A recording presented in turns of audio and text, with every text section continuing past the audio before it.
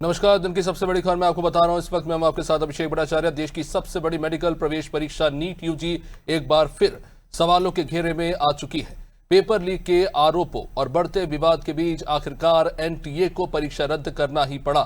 3 मई को ही NEET UG 2026 की परीक्षा अब दोबारा करवाई जाएगी और अब इस पूरे मामले की जांच की जिम्मेदारी सीबीआई को सौंप दी गई है। यानी लाखों छात्रों की मेहनत पर एक बार फिर सिस्टम ने पलीता लगा दिया। बड़ी लापरवाही। जानकारी मिली है कि तकरीबन 23 लाख छात्रों ने इस परीक्षा में हिस्सा लिया, लेकिन अब उन्हें फिर से परीक्षा देनी होगी। एनटीए का कहना है कि परीक्षा की निष्पक्षता बनाए रखने के लिए यह फैसला लेना पड़ा है।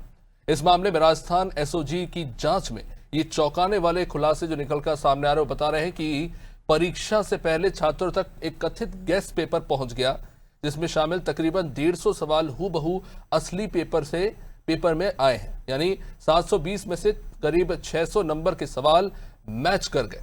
अब जांच एजेंसियां ये पता लगाने की कोशिश कर रही है कि आखिर ये संयोग हुआ तो आखिर हुआ कैसे।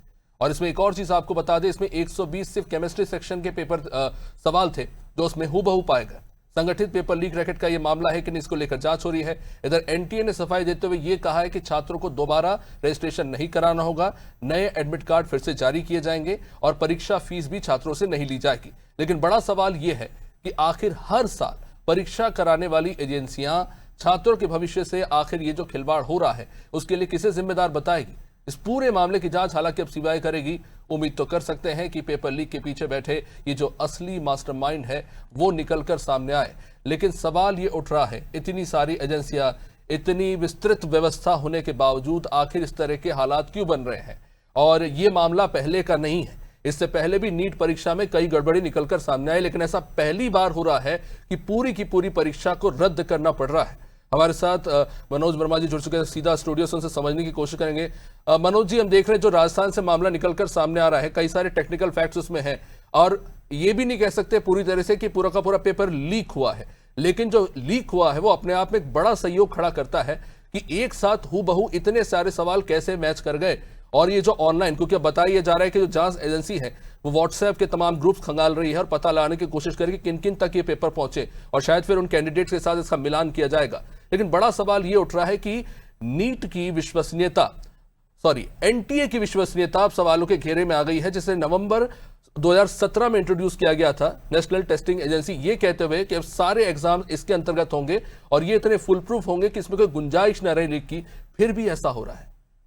देखिए अभिषेक, सबसे पहली बात तो ये सीधा पेपर लीक का ही मामला है, क्योंकि अगर 720 में से 600 अगर आपके नंबर का पेपर हूबहू मैच हो रहा है तो ये जानबूझ के कई बार होता है। जो क्रिमिनल माइंडेड लोग होते हैं वो जांच एजेंसियों को गुमराह करने के लिए टैक्टिक्स का इस्तेमाल करते हैं कि एकदम ऐसा भी ना लगे कि पूरा का पूरा पेपर लीक हुआ है और उनका काम भी हो जाए। तो इस मामले में भी आप देखिए लगभग 80% अगर नंबर उसमें मिल रहे हैं, मैच हो रहे हैं, तो जाहिर सी बात है कि पेपर लीक का मामला। और दूसरा एक और जो इसमें एक उन्होंने जो काम किया है वो ये है कि वो पेपर जो लीक हुआ वो हाथ से लिखा हुआ है। क्योंकि इस बार एनटीए ने जो एग्ज़ाम के पेपर में इंतजाम किए थे कि बायोमेट्रिक थंब के बाद आपको पेपर खुलना था, जिन गाड़ियों से पेपर भेजे गए थे उनकी जीपीएस ट्रैकर से निगरानी की जा रही थी और एक वाटर मार्क लगाया गया था कि अगर कहीं से कोई मोबाइल से उसको स्कैन करके खींचता है उसका फोटो और कहीं उसको पास फॉरवर्ड करता है तो उस वाटर मार्क के सहारे पकड़ा जाएगा कि ये किस सेंटर से लीक हुआ है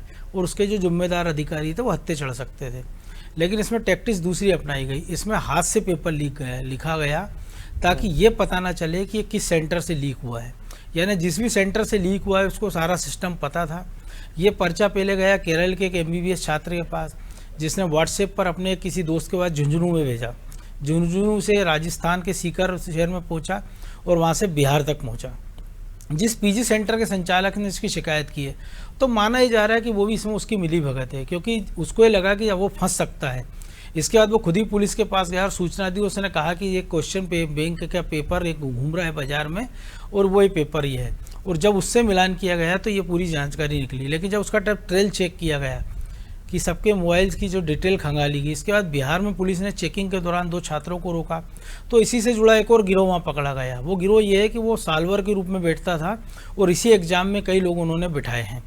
तो ये दो अलग अलग ग्रुप कह सकते हैं पकड़े गए। और टोटल इसमें अभी तक जो मेरी जानकारी है, जो मेरी कुछ लोगों से बात हुई है, 45 लोग इसमें अभी तक अरेस्ट हो चुके हैं, जिसमें 15 से करीब राजस्थान से हैं, कुछ गिरफ्तारियां केरल से हुई है, कुछ कोयम्बटूर से हुई है और कुछ बिहार से हुई है।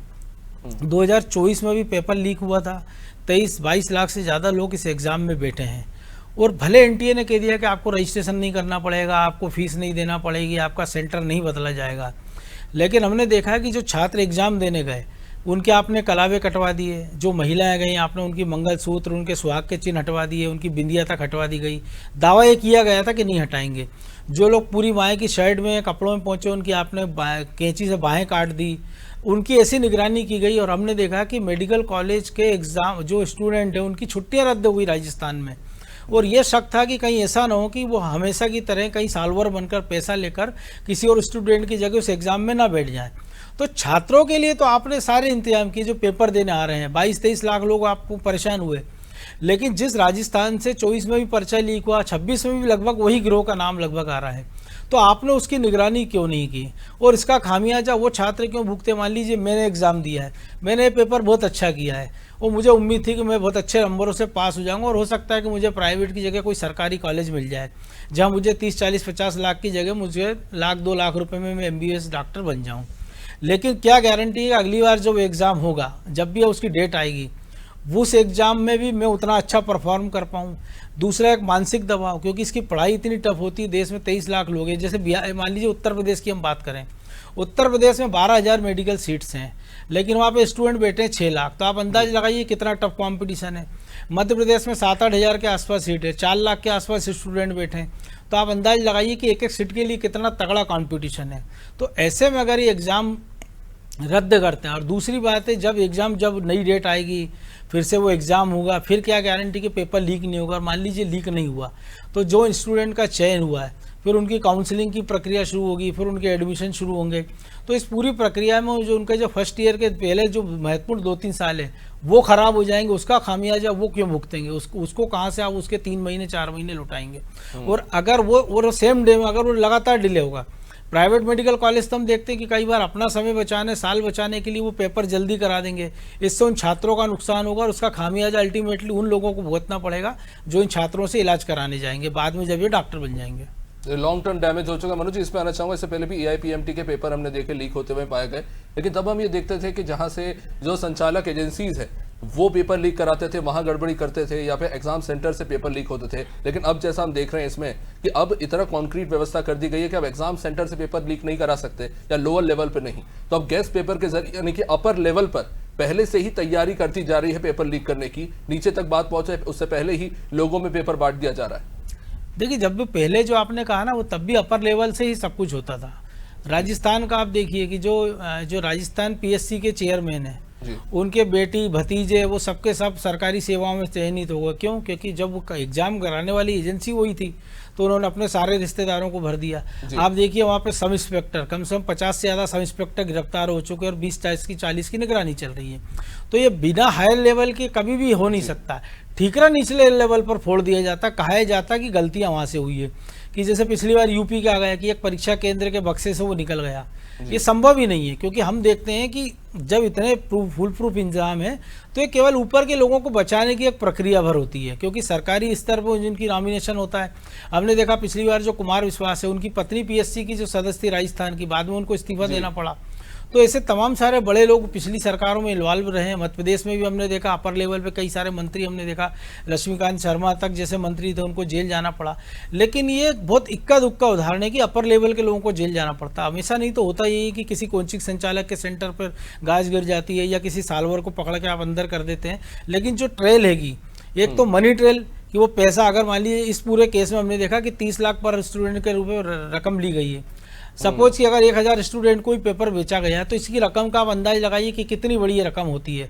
ये अरबों में रकम होती है। लेकिन उसमें अगर आप देखेंगे कि जब्ती कहाँ हो रही है, जब्ती अभी तक एक पैसा नहीं हुई है। ये एक बड़ा सवाल आपने पूछा कि ये जो पैसा है उसको भी जो ट्रेल करना पड़ेगा, सिर्फ पेपर ट्रेल करने से नहीं होगा। चाहिए डॉक्टर जवाहर जी भी हमारे साथ जुड़ चुके हैं, शिक्षाविद है हमारे साथ। डॉक्टर जवाहर जी, किस तरह से देखे इसे, तमाम टेक्नोलॉजी, तमाम सिक्योरिटीज के बावजूद भी पेपर इस तरह से लीक हो जाता है, अलग अलग राज्यों में तम होते हुए देख रहे थे। लेकिन नीट यूजी में जो हुआ, एक कहीं ना कहीं बहुत बड़ा धक्का पहुंचा है उन छात्रों और उनके अभिभावकों को जो उम्मीद लगाए बैठे थे रिजल्ट आएगा, उनके बच्चे आगे पढ़ाई करेंगे। लेकिन अब सवाल खड़ा हो गया है कि आखिर अंदर खाने चल क्या रहा है, किस तरह से देखे इसे? देखिए ये मानसिक प्रताड़ना है बच्चों की और उनके अभिभावकों की। और बहुत साफ इसलिए है क्योंकि ये 2024 में हुआ है और ये रिपीट हो रहा है एक साल बाद। तो इसका मतलब हम अपनी गलतियों से सीख नहीं रहे हैं और पोस्टमार्टम करते हैं कि लाश को काट के फिर क्या हुआ ये देखते हैं। लेकिन तब तक बच्चों का पूरा मुंह भंग हो जाता है नीट से या इससे, और एनटीए के विश्वसनीयता पे इतना प्रश्न चिन्ह खड़ा हो जाता है। एक दूसरी बात यह है कि मानसिक प्रताड़ना के अलावा ऐसा लगता है मुझे कि एनटीए को मैं 5 साल पहले ये लिख के भेजा था कि आप जैसे जेई होता है उतनी बड़ी परीक्षा है, उतनी ग्रामीण क्षेत्रों से लग आते हैं, हम क्यों ना ऑनलाइन परीक्षा लें। तो उनका कहना था तो वही ग्रामीण इलाकों से आते हैं तो जेई के लिए भी वो अप्लाई होता है। नहीं करने की इच्छा है, इस वजह से इस तरह की घटनाएं बार बार हो रही हैं और होती रहेंगी जब तक कि इस तरह के लोग वहां बैठे रहेंगे और उसमें कुछ लोग मिले ऐसे होंगे। डॉक्टर जवाहर जी, एक बड़ी तकनीकी प्रक्रिया है सिलेक्शन ऑफ क्वेश्चंस की, चाहे वो केमिस्ट्री हो या मैथ्स हो। इनके अलग अलग प्रोफेसर्स पहले क्वेश्चन सेलेक्ट करते हैं और उनका रैंडम सिलेक्शन करके इनके 5 से सैंपल पेपर्स बनाए जाते हैं और इनसे भी रैंडम सिलेक्शन होता है। मल्टीपल लेयर्स पे चेकिंग होने के बाद अप्रूव किया जाता है कि कौन से पेपर बच्चे देंगे। ये इतनी लंबी और लेंदी प्रक्रिया है, आखिर इसमें ये जो घालमेल करने वाले और धोखाधड़ी करने वाले वो कैसे एक्सेस कर ले रहे हैं इन पेपर्स को? कैसे इन तक इंफॉर्मेशन पहुंच रही है कि यही पेपर जो है नीट में आने वाला है? एक सैंपल नहीं होता पेपर का, मल्टीपल होते हैं। नहीं, ये आप पहले की प्रक्रिया कर रहे हैं। जब डिसाइड हो जाता है कि पेपर ये आएगा उस दिन, उसके बाद भी लंबी प्रक्रिया है। उसके बाद पुलिस थाने, कोरियर, वो पुलिस थाने में जो सेंटर इंचार्ज है वो आता है, फिर ले जाता है उधर, एक दिन पहले अलमारी में रखता है। तो ये लंबी प्रक्रिया है पेपर फाइनल होने के बाद। तो ये प्रक्रिया इतनी ज्यादा लंबी नहीं होनी चाहिए। ऑनलाइन होने से क्या है, 15 मिनट पहले पोर्टल खुलता है और आपको पेपर मिलता है। लेकिन उसके बावजूद भी एजेंसी इसको कर नहीं पा रही है ऑनलाइन, ये बड़ा सवाल है। मैं लौटूंगा आपके पास। राजधानी भोपाल से हमारी सहयोगी दिव्या इस वक्त हमारे साथ है, काफी सारे नीट के अभ्यर्थियों के साथ है जो आज बेहद निराश है। जी दिव्या, क्या उनसे बातचीत हो रही है? क्या कह रहे हैं वो, ये जो हुआ है उनके साथ, उसको लेकर उनकी क्या भावना है?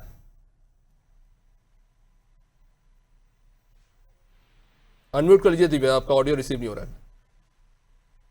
अभी तक आपको मेरी आवाज आ रही है? जी। देखिए, जो ये बच्चे हैं इन्होंने दिन रात मेहनत की, 14-14 घंटे पढ़ाई की और इनके आंखों में सिर्फ एक ही सपना था कि इन्हें डॉक्टर बनना था। लेकिन आज जो ये खबर आई है कि नीट का एग्जाम कैंसिल हो गया है, तो ये बहुत ज्यादा निराशा है। मैं इनसे खुद बात करके इनको बताती हूँ कि क्या इनको क्या स्थिति है फिलहाल, क्या सोचते हैं। आप बताएं कि नीट का एग्जाम कैंसिल हो गया है, क्या कहेंगे? बहुत बुरा लग रहा है, बहुत टेंशन में हमारी तो पूरी मेंटल। हमारी क्या गलती थी इसमें, क्योंकि हमने तो पूरी मेहनत करी थी, पूरी दिल और पूरे कितने डॉक्टर नहीं।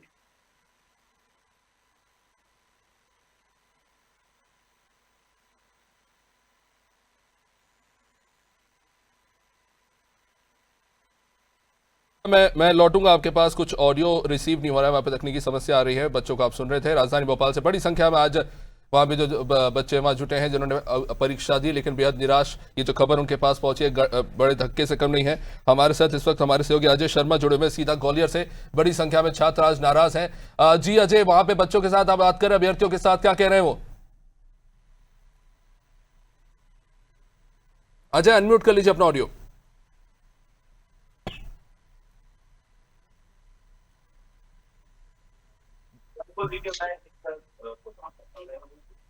जी अजय बोलिए, आपकी आवाज आ रही है। हेलो, आवाज आ रही है सर? जी अजय बोलिए।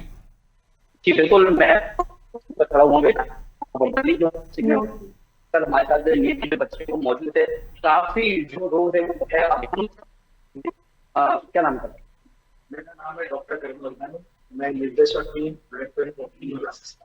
तो जो आज ये जो रिजल्ट है जो नहीं आया और जो एग्जाम थे वो भी कैंसिल हो चुके हैं।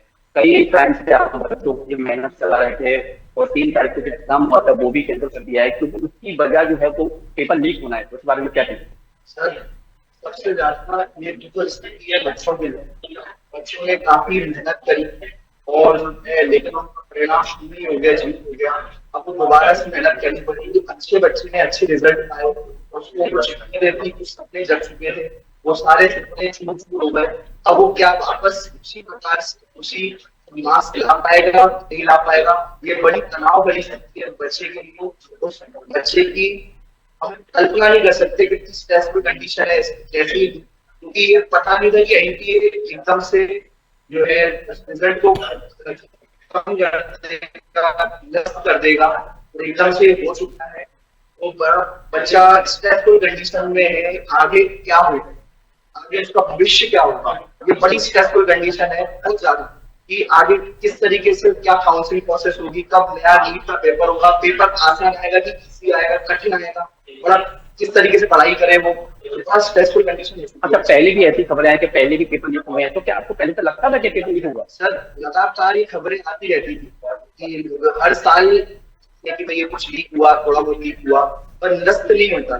इस बार निरस्त हो गया और बच्चे पहले उसको इस तरीके से अफवाह के रूप में लेते थे और अपना पढ़ाई भी करते रहते थे, या थोड़ा बहुत चलता रहता था कि आपको नहीं होना है, जो हो गया अपनी दोबारा पढ़ाई चालू कर दी, या भी है। लेकिन अब जो है बिल्कुल बच्चे को भी अब नए पेपर्स की प्लानिंग कर रहा था कुछ बच्चा उनको संतुष्ट होकर बैठा था। अब अगले पेपर्स में क्या होगा, कैसे होगा, नए पेपर जो लाइन अप थे उनका क्या होगा, मेडिकल काउंसलिंग जो है लेट हो गई, कब मेडिकल कॉलेज पहुंचेगा, कब क्या करेगा, ये बच्चे के लिए बहुत ही परिस्थिति है।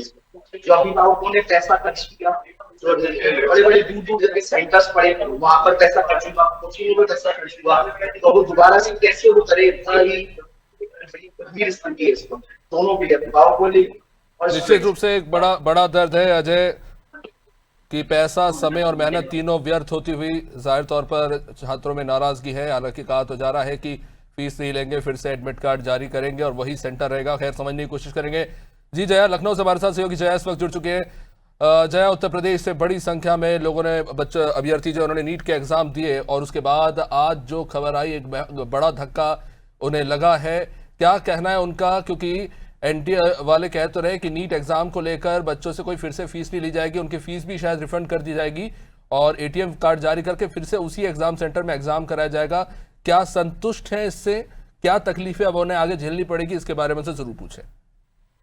देखिए अभिषेक, सबसे बड़ी बात है कि बड़े संख्या में छात्र छात्राएं इससे प्रभावित हुए, क्योंकि 23 लाख की संख्या मायने रखती है और इसमें तमाम बच्चों ने किस तरीके से पेपर का इंतजार किया और कैसे पेपर दिए, किस तरीके से तैयारियां किया, और तमाम चीजें सरकार तो दावा इस तरीके से कर रही है कि रजिस्ट्रेशन नहीं बचा जाएगा, रजिस्ट्रेशन आपको दोबारा नहीं करना, दोबारा फीस नहीं देना पड़ेगा, सेंटर आपके सेम रहेंगे, एडमिट कार्ड बस आपको नया देना होगा। इसको लेकर लगातार लेकिन सवाल भी उठ रहे हैं, क्योंकि जिस तरीके से लगातार पेपर लीक हो रहा है, इससे पहले भी पेपर लीक हुआ था। और सबसे बड़ी जानकारी ये है कि सरकार का पक्ष ये है कि हम पारदर्शिता से कराएंगे दूसरा, लेकिन हर बार यही सरकार के दावे हैं, जवाब यही है। इसी को लेकर हमारे साथ दो छात्राएं इस समय है, स्टेसी है और जैनब है, इनसे भी बातचीत करूंगी। आज वो पेपर रद्द हो गया है, आपका क्या कहना है? मतलब हम लोगों ने 2 साल मेहनत की, उसके बाद जो 1 महीना मिला था, अचानक से पेपर देने के बाद ये हो गया कि फिर उसके बीच में टाइम गैप आ गया, उसमें सारी चीजें हम लोगों ने रिवाइज नहीं की, पढ़ा नहीं, तो जो पढ़ा भी था वो भी भूल गए हैं। तो देने में दे सकते हैं लेकिन अब उतने अच्छे से दे नहीं पाएंगे, है ना, क्योंकि भूल जाते हैं काफी सारी चीजें अगर आप रिवाइज ना करो। ऊपर से डिस्पैरिटी भी होती है और अनफेयर भी होता है समवॉट, क्योंकि पिछला पेपर था वो सही आया था, मतलब उसका कट ऑफ जरूर हाई जाता लेकिन पेपर अच्छा था। अब कैसा पेपर हो, कैसे क्वेश्चन हो, और मैं कर पाऊँ ना कर पाऊँ, उस पर डिपेंड करता है। देखिए शेखी सवाल तो ये भी कई सवाल ऐसे थे, इतना